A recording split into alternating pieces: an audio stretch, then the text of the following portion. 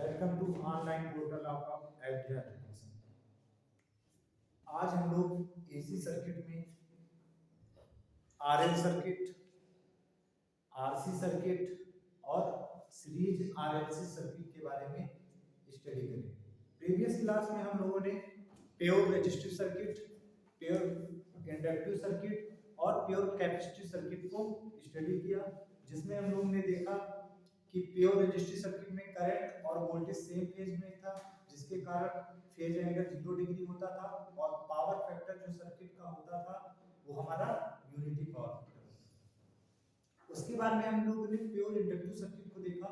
Pure inductive circuit में क्या होती थी, करंट लैग करती थी वोल्टेज से, यानी वोल्टेज आगे रहता था, करंट पीछे होती थी बाय एट एंगल 90, जिसके कारण सर्किट का जो पावर फैक्टर होता था cos फाई, यानी वोल्टेज और करंट के बीच में जो फेज डिफरेंस आता था 90, तो cos 90 की वैल्यू क्या आ जाती थी 0, बट इंडक्टर के कारण पावर फैक्टर क्या आ जाता था 0 लैग। फिर हम लोगों ने प्योर कैपेसिटिव सर्किट देखा। प्योर कैपेसिटिव सर्किट में क्या होता था, करंट आगे होती थी वोल्टेज से, यानी वोल्टेज लैग करता था, करंट लीड करती थी बाय एट एंगल 90 डिग्री, जिसके कारण सर्किट का जो पावर फैक्टर होता था cos 90 को क्या आता था 0, क्योंकि cos 90 की वैल्यू 0। अब कैपेसिटर के कारण हमारा जो पावर फैक्टर होता है वो क्या हो जाता था, लीडिंग हो जाता था। अब हम लोग दो सर्किट के कॉम्बिनेशन देखेंगे, यानी सबसे पहले हम लोग सीरीज सर्किट के बारे में यहाँ देखेंगे। तो हमारे जो सीरीज सर्किट होती है वो दो एलिमेंट्स से मिलकर, दो या दो से अधिक एलिमेंट से मिलकर बनी होती है। तो हम लोग इसमें जो सीरीज सर्किट होती है उनको तीन कैटेगरी में डिवाइड किया गया है। ये हमारी सीरीज एसी सर्किट है, जिस सर्किट में आर एल व सी सीरीज क्रम में क्या होते हैं, जुड़े होते हैं, उसे कहते हैं सीरीज एसी सर्किट। यह आपका निम्न प्रकार से होता है। पहली सीरीज सर्किट को कहते हैं सीरीज आरएल सर्किट, दूसरी को कहते हैं सीरीज आरसी सर्किट और तीसरी सर्किट को कहते हैं आरएलसी सर्किट। तो आरएल सर्किट उस सर्किट को कहेंगे जिसमें केवल आर और एल सीरीज में जुड़ा हो। आरसी सर्किट उस सर्किट को कहेंगे जिसमें आर और सी सीरीज में जुड़ा हो, और सीरीज आरएलसी सर्किट उस सर्किट को कहेंगे जिसमें आर एल व सी सीरीज करीब में जुड़ा होगा। इसमें तीन कंडीशन होती है आरएलसी सर्किट। पहली कंडीशन होता है एक्सएल बराबर एक्सी, जब एक्स इंडक्टिव रिएक्टेंस का मान कैपेसिटिव रिएक्टेंस के बराबर होता है। फिर दूसरा, जब इंडक्टिव रिएक्टेंस का मान कैपेसिटिव रिएक्टेंस से क्या होता है, ज्यादा होता है। फिर तीसरा, जब कैपेसिटिव रिएक्टेंस का मान is greater than inductive reactance. तो जब बराबर रहेगा उस कंडीशन को हम लोग कहेंगे रिजोनेंस कंडीशन। उस समय हमारे सर्किट का जो पावर फैक्टर होता है वो क्या होता है, यूनिटी पावर फैक्टर, यानी इकाई शक्ति गुणा। फिर जब एक्सएल बड़ा रहेगा, मतलब इंडक्टर का गुण उसमें अधिक है, इनकम्पैरेटिव एक्सी, तब उस समय सर्किट का पावर फैक्टर क्या हो जाएगा, लैगिंग पावर फैक्टर, जिसे कहते हैं पक्षगामी शक्ति।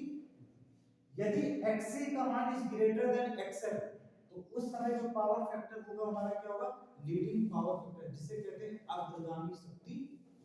एक्सी का नेचर अगर अधिक है तो लीडिंग, एक्सएल अधिक है तो लैगिंग, अगर दोनों बराबर है तो पहली सर्किट हम लोग देखेंगे सीरीज आरएल सर्किट।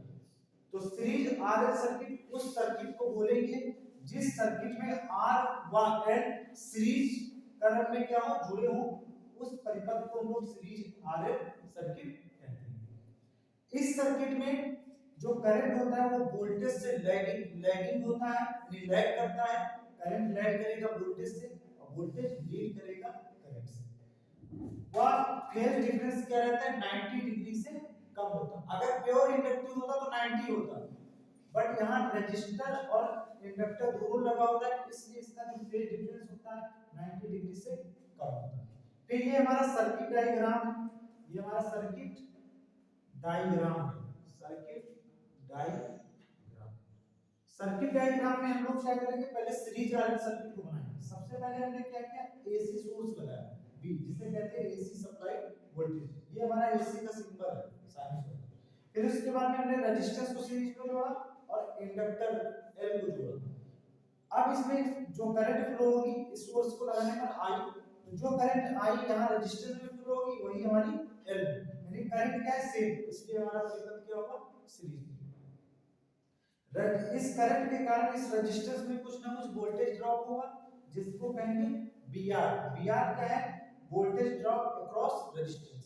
फिर यहाँ भी कुछ करंट जाएगी और इसके कारण यहाँ जो इंडक्टिव रिएक्टेंस आएगा एल के कारण एक रिएक्टेंस आता है इंडक्टिव रिएक्टेंस एक्सएल, इसके कारण एक ड्रॉप होगा यहाँ आई टू एक्सएल और इसे कहेंगे बीएल। यानी बीएल क्या है, वोल्टेज ड्रॉप अक्रॉस इंडक्टर। यहाँ बी क्या है आपका सप्लाई वोल्टेज या इसी को हम लोग क्या कहेंगे सर्किट का टोटल वोल्टेज।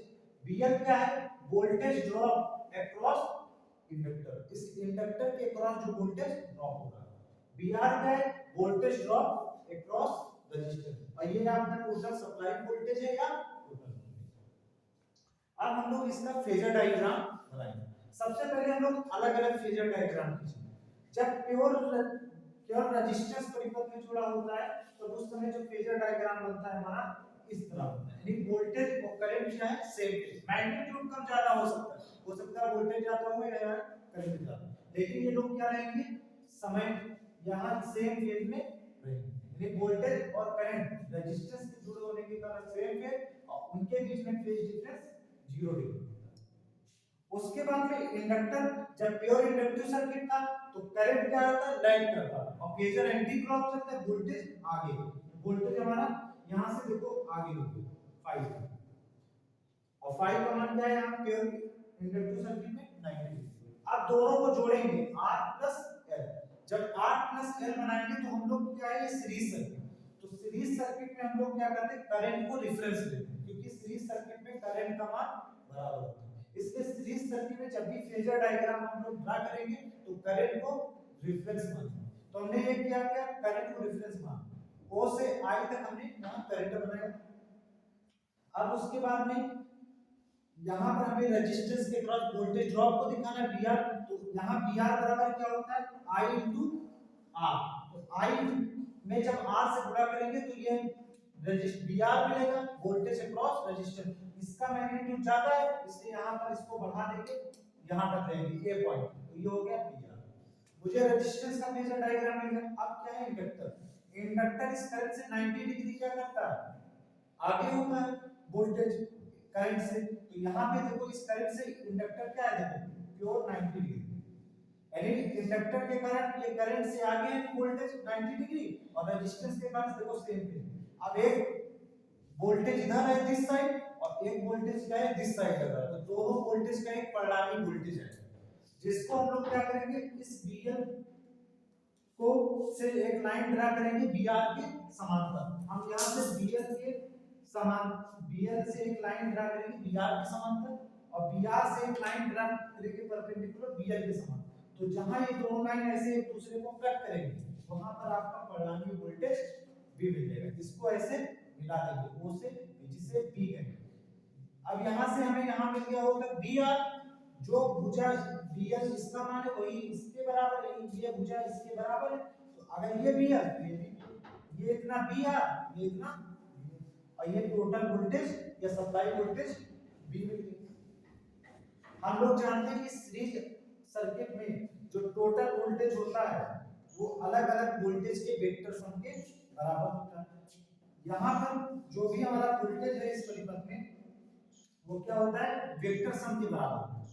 वेक्टर सम कहने का मतलब यहाँ पर सदिश वेग होता है, जैसे टोटल वोल्टेज का वेक्टर सम बराबर रेजिस्टेंस वोल्टेज अक्रॉस रेजिस्टेंस का वेक्टर सम प्लस वोल्टेज अक्रॉस इंडक्टर का वेक्टर सम। वेक्टर सम का मतलब ये होता है अगर आप 2 और 2 को जोड़ रहे हैं तो 2 और 2 क्या होता है 4 होता है। ये आपका कैसा सम है अलजेब्रिक, ये आपका होता है अलजेब्रिक सम जिसे कहते हैं बीजगणितीय योग 2 2 4। बट हम लोग जब वेक्टर सम निकालते हैं वेक्टर सम तो यहाँ पर जो वोल्ट यहाँ पर आपको b बराबर 4 मिला, यहाँ पर हम लोग क्या करते हैं इस 2 का स्क्वायर करते हैं, तो 2 का स्क्वायर प्लस 2 का स्क्वायर ये आपको मिलेगा 4 प्लस 4 यानी b बराबर √8 और इसको कहते हैं 4 गुणे 2, तो 4 का वर्गमूल आ गया 2 और √2 यानी वेक्टर सम हमको क्या मिला 2√2 मिला और अलजेब्रिक सम डायरेक्ट 4 मिला। तो ये होता है वेक्टर सम और ये हमारा क्या होता है अलजेब्रिक सम। इसको ऐसे निकालते हैं। इसी प्रकार यहाँ पर जब हम लोगों ने फेजर डायग्राम से B बराबर vector sum of total voltage बराबर vector sum of voltage across resistance plus voltage across inductor का वेक्टर सम दोनों को बराबर करें। टोटल वोल्टेज यहाँ पे वोल्टेज यहाँ पे वोल्टेज, तो ये वोल्टेज दिस वोल्टेज के वेक्टर सम के बराबर। अब वेक्टर है तो इसको क्या कहेंगे, और यहाँ से भी फेजर डायग्राम से भी दिख रहा है ये BR और ये आपका क्या है समकोण त्रिभुज। समकोण त्रिभुज में भी क्या होता है, सबसे बड़ी भुजा का स्क्वायर कर्ण का स्क्वायर बराबर आधार का स्क्वायर प्लस लंब का स्क्वायर। तो यहाँ भी हो जाएगा कर्ण का स्क्वायर B का स्क्वायर और यहाँ आधार मतलब BR का स्क्वायर प्लस लंब का स्क्वायर BL का स्क्वायर। अब ये स्क्वायर इधर आएगा तो वर्गमूल में हो जाएगा, यानी b बराबर अंडर रूट br का स्क्वायर प्लस bl का स्क्वायर। आप लोग जानते हैं br का जो मान होता है, जो यहाँ करंट जाएगी, जो यहाँ रेजिस्टेंस के क्रॉस ड्रॉप होगी i into r हो जाएगा, तो br बराबर i into r। यहाँ bl में क्या होगा, bl बराबर आपका हो जाएगा i into xl। xl क्यों, इंडक्टर के कारण आपका क्या आ जाता है इंडक्टिव रिएक्टेंस xl है, और कैपेसिटर के कारण क्या आएगा xc है। अब यहाँ पर हमने लिख दिया I into XL, और टोटल वोल्टेज बराबर जब निकालेंगे तो V बराबर हो जाएगा टोटल करंट इनटू इंपीडेंस, जिसे कहते हैं V बराबर I into Z। ये सारी वैल्यू इक्वेशन नंबर 1 में पुट करेंगे तो V बराबर I BR का मान रखिए IR के स्क्वायर प्लस यहाँ रखिए BL का मान IXL का होल स्क्वायर, फिर अंडर रूट में ये देखो I स्क्वायर R स्क्वायर हो गया plus I square XL square, यहाँ से I स्क्वायर कॉमन निकालेंगे तो R square plus XL square हो गया। ये वर्गमूल से बाहर आएगा तो I होगा और under root R square plus XL square. फिर इस I को इसके बटे में कौन भेज देंगे वोल्टेज से, तो वोल्टेज अपॉन करंट बराबर R square plus XL square. फिर यहाँ वोल्टेज बटे I को क्या कहते हैं, यहाँ V by I को क्या कहते हैं Z कहते हैं। जैसे V बराबर I Z तो Z बराबर V बटे I, इसको कहते हैं इंपीडेंस। और ये यहाँ से मिल गया इंपीडेंस बराबर होता है सीरीज RL सर्किट का R के स्क्वायर रेजिस्टेंस के प्लस इंडक्टिव रिएक्टेंस का स्क्वायर है, इंडक्टिव रिएक्टेंस का स्क्वायर ये होगा। उसके बाद में यहां से हम लोग ये समकोण त्रिभुज है OAB, तो यहां पर हम लोग क्या करेंगे, इस त्रिभुज में हम लोग पावर फैक्टर को निकालेंगे। तो पावर फैक्टर हमारा क्या होता है cos theta, angle between voltage and current. तो ये करंट है, ये वोल्टेज के बीच का एंगल क्या है फाई, तो पावर फैक्टर हो जाएगा cos थीटा बराबर क्या होता है आधार बटे का, आधार कितना है br, हमने br लिख दिया। करंट क्या है टोटल वोल्टेज b, और br का मान यहां से क्या हो गया i into r हो गया, और b का मान क्या हो गया i into z। इस i से i कैंसिल हो गया, यानी पावर फैक्टर क्या बचा r बटे z, ये हो गया। उसके बाद परिपथ का टोटल पावर p बराबर होता है b into i, और पावर फैक्टर होता है cos। AC में और DC में क्या होता था, पावर को लिखते थे b into i, but AC में एक चीज बढ़ जाता है power factor cos phi, angle between voltage है करंट को अगर आप cos के साथ लिखेंगे वही हमारा पावर फैक्टर कहलाता है। यहां से निष्कर्ष ये निकला कि इस परिपथ में अब जो i क्या है लैग कर रहा है किससे b से, कितने डिग्री 90 ना होकर क्या कर रहा है 5 डिग्री से लैग कर रहा है, जिसके कारण RL परिपथ का या RL सर्किट का जो पावर फैक्टर होता है वो क्या होगा लैगिंग पावर फैक्टर होगा। ये था हमारा सीरीज RL सर्किट, जो हम लोगों ने सीखा कि सीरीज RL सर्किट में पावर फैक्टर कितना होता है, फेज एंगल 90 डिग्री से कम होता है, कैसे कनेक्ट होते हैं, इम्पीडेंस बराबर क्या होता है resistance square plus XL square. तो ये यहां से हम लोगों ने निम्न कैलकुलेशन किया इससे, और निम्न फार्मूले यहां से हम लोगों ने ज्ञात किया कि सीरीज RL सर्किट में करंट कितना होता है, इम्पीडेंस कितना होता है, पावर फैक्टर कितना होता है, पावर कितना होता है और पावर फैक्टर कितना होता है। आगे की वीडियो के लिए चैनल को लाइक करें और सब्सक्राइब करें और ज्यादा से ज्यादा शेयर करें। Thank you for